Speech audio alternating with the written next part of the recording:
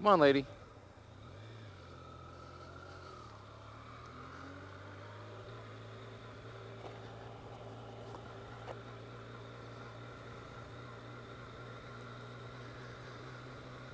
Oh man, these last couple days have been interesting. What are you doing, dude? Like I was like driving straight towards me. So most of you guys probably don't know unless you follow the Instagram. I made a near fatal error. Went and rode the mountains this last weekend. Oh, you guys are really wiggly down there. Damn, that's gonna be like almost useless. So went and rode the mountains this last weekend and riding with a couple friends of mine. They wanted to go down this road called Richard B. Russell. It's a scenic highway. If you guys watch QueenBeeMoto's last video, or second to last video, title is Sticker Bomb Gets Twisted, I think. The two of us went up that road so you guys can see what it's like. I don't go down that road very often. It's not my thing. I don't like quick turns, like, you know, really fast sweepers. And that whole road is pretty much those. And it's a bad thing, but I don't know, it's just not my cup of tea. So went down that road with my friends and I set up for a corner wrong and crashed Relina. The first thing that went through my head was, oh, I'm way too, you know, I apexed too early. And when I started trail braking, I guess I got under the rear just a little too much, and the back end stepped out just a hair. Like I didn't like skid for 40 feet. It stepped out just a little bit because I was still leaned over. Of course, I don't have any fucking footage because I was not recording. I didn't even have my camera on my helmet. I just had it in my tank bag.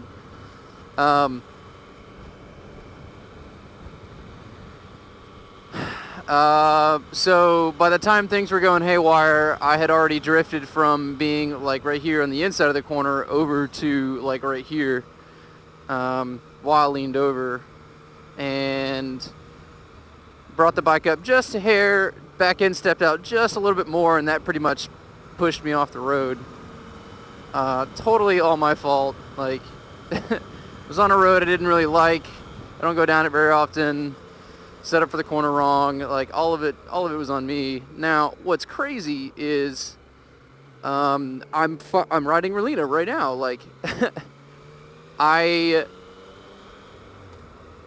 got caught underneath the bike by the time everything stopped.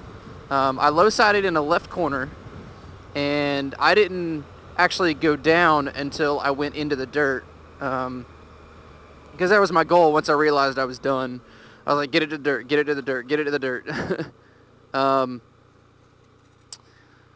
And whenever everything was said and done, I had my back facing the direction of travel that I was going, and my leg was caught underneath the bike. And even though I low-sided left, the bike was on its right side. Motologic pulled the bike off me because I was freaking the fuck out. I was like, my leg's not broken, but holy shit, this is hot, get it off me, get it off me. He was able to lift the bike off my leg so I could get it out. We pulled the bike up, uprighted it, pulled it over to the edge of the road, and I looked at everything, and at the scene of the crime, it was stator cover had, you know, scratches and stuff on it. Luckily no concrete ones, because that would have been detrimental to me getting home. The left side clip-on was bent. My whole custom shit that I had up front that I was like prototyping the front end with, all of that got bent and fucked up. I lost my bright switch right here, so that's gone. And then there was one other thing. Oh, my gas tank, which is right there, if you guys can see it. I don't know if you can. You can see the paint's like flecking off and it's already starting to rust, which is fucking shitty. So on top of the actual damages that are, you know, hard parts, I punctured a coolant hose. And luckily I was able to limp the bike while leaking coolant the whole time to an AutoZone, and I just got a radiator hose, cut it to size, and fit everything in, and it looks fucking perfect. Like, it looks OEM as shit, and it's hilarious. So I was able to get that put back together again, rode the bike home, and I rode the bike back to Bedlam, I should say, and then at Bedlam, I went ahead and swapped all my stock parts back onto the bike. So now I have a headlight again, and I have blinkers, and I have my handlebars, and really, the only way you can tell I even downed the bike was the fact that the left side cover is scratched up, and then the gas tank. The fender's got some scratches and stuff, the front fender, but nothing's broken. And it's crazy. Like, by the time I got off-road, I was probably still doing like 30, and the bike fared really well, which is what's crazy. And I fared really well. I only got at it with some, bruised muscles and soreness. Oh, I grabbed my header at one point, like trying to lift the bike off my leg, like full on, like fucking Hulk grip, because I was freaking out, and pretty much like melted a hole into my hand. Oh man, if that truck hadn't just gone out, I would have.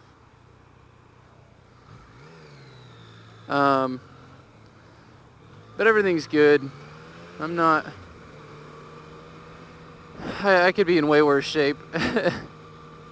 But I want to use that experience to talk about how... What's the right way to put it? Everyone makes mistakes. Like...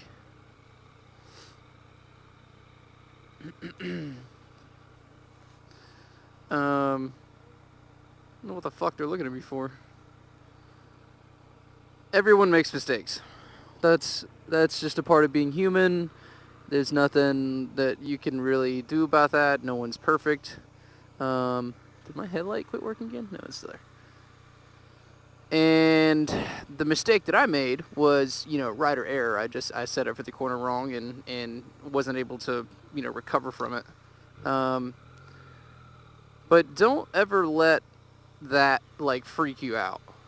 The only reason I was panicking while I was there was because the bike was on top of my leg and I couldn't get it out, and I was afraid it was going to start, burning me.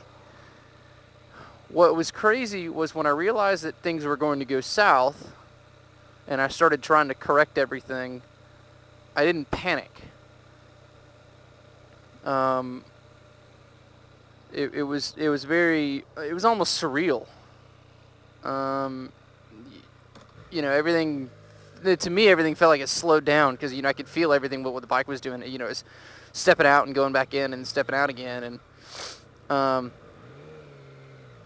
if I had been any less experienced, if I had not been down before, there's a lot of ifs that can go into it. But a lot of that actually helped me. Anyone in a similar situation who freaks out, the people just slam their brakes on. Like, if I had slammed my brakes on while I was on the concrete, the bike would have gone down before I'd even hit the dirt. And I just want to say that if you ever get stuck into, put into a situation like that, and it's just, you crashing the bike, you're not crashing it in, a car's not pulling it in front of you, whatever.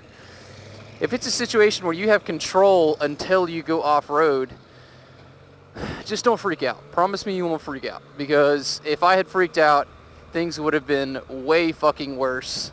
And the worst part of it for me would have been I would have high-sided for sure. If I had stomped my rear brake once I realized I was sliding, I would have slid the back end out until the center of the tire caught traction, and then it would have flipped me off the goddamn bike. And that would have been real bad. Also, don't ride alone, please. Especially if you're going to be trying to do twisty stuff. please don't ride alone. Even if you're going up to the mountain by yourself, talk to some folks, hang out, make sure that there's people who can see you or that, you're ahead of or right behind or something, because if it hadn't been for the guys that I was with, I was in a pack of like 5 or 6. I would have been sitting there until somebody came around the corner, minutes later. And luckily enough, because somebody was, a safe distance behind me, it only took seconds. It's crazy. Like, we all want to ride safe, but we want to have fun, and sometimes those two are opposites of each other. So, every time I would go up to the mountains, either with Relina or Ruth, whatever, Tessa, it was, all right, so the whole goal was to get home, but at the same time, like, I still want to have some fun and do my thing. I can 100% tell you now, I am done with riding the mountains like that. And I know some people are just going to be like, oh, no, you're not. You're still going to ride it. Yeah, of course, I'm still going to ride the mountains. But I will no longer go up there with intent to go fast, try and beat my buddies, do anything like that. I think now it's just going to be the scenic route for me. I can't, not only can I not afford to, wreck my motorcycle again, but I just can't, I can't afford to go back through that, like, mentally. That shit is, I had a hard time sleeping that night because I kept going through it over in my head, and I was like, fuck, if I had done this, that would have been worse. If I had done this, it could have been better, but then this could have happened. Like, I'm just drained, man, physically and mentally. That, I didn't, the Tail of the Dragon crash was like, oh, that was crazy, I'm fine. And then when I put Ruth in a ditch at 5 miles an hour, that wasn't even, you can't even call that a crash. I just dropped it. But this was a full-fledged crash. Like, luckily the corner that I went off in had enough travel outside before it, started to go up like a ridge. If it had been anywhere else, if I had been on Blood, if I had been on Wolfpen, I would have cleared the road. I would have, gone airborne, hit a tree most likely. It was not... it was not fun. So, sadly, my race suit will be used as long distance travel, and then the few times that I go to Blood, just for the sake of safety. I've used that suit way too many times. Like, motorcycle gear is tactically supposed to be one-time use, and that suit has taken 2 major crashes. I can't, umpteen dozen Grom crashes at the Heron compound, and still going strong. I mean, there's a couple places I could get it repaired, but nothing's like destroyed. It's just fucking, I'm done with that. That was not fun. I love motorcycles way too much to continue putting them in ditches. And for those of you who are just like, well, you shouldn't have been doing that, well, I really don't care what you say. I made a decision, and I paid the price for it, so your little keyboard warrior speeches about it aren't really going to affect any outcomes. It's kind of the whole reason I'm putting this up, is to let people know that at some point, you'll need to make a decision for yourself whether or not that's worth it. I would love to do a track day one day, but that's also going to have to wait until I have the funds to, if I crash at the track, replace whatever I break. And that will not be for a good long while. So for now, Relina is stock and straight barred, which is really boring. Oh my gosh, it's so boring. I hate this. It doesn't feel right at all. I did find out, however, that the Buell 1125 CR has Clubman bars stock, and they're Pro Taper fit. So Pro Taper fit is what goes right here at the clamps. It's 1 1/8 inch, and then it tapers out to 7/8. I will not be putting clip-ons back on this, specifically because I will not need to use that much of an aggressive body position anymore, because I'm not going to be going ham. So I would like to put Clubmans on. That'll bring me down just enough and still have a slightly upright body position. I know some of you are going to tell me about those Woodcraft ones, but I will be damned if I pay $250 for a fucking plate and 2 aluminum bars. Sorry, not gonna do that. I'll pay fucking 70 or 75, whatever it is, for a full set of bars. That's totally okay by me. But that Woodcraft plate is not on my list of things to do. I still love corners. That'll never change. But I don't think I'm gonna keep trying to drag hard parts anymore. Fuck that shit.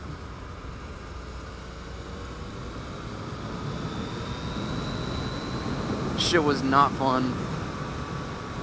So, anyways, I love you guys. I'm sorry I fucked up.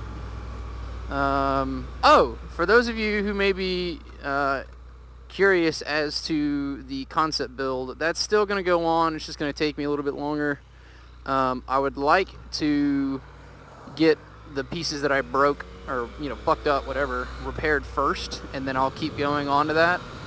And I also have to do some kind of tweaking, because before I had everything going over the bars, and now that the bars are back up to where stock, quote unquote, I just have to flip the two. So everything that was going to be above is now going to be below, and I'm going to carry everything off of the standard FC09 little fins right here, these little front pieces. So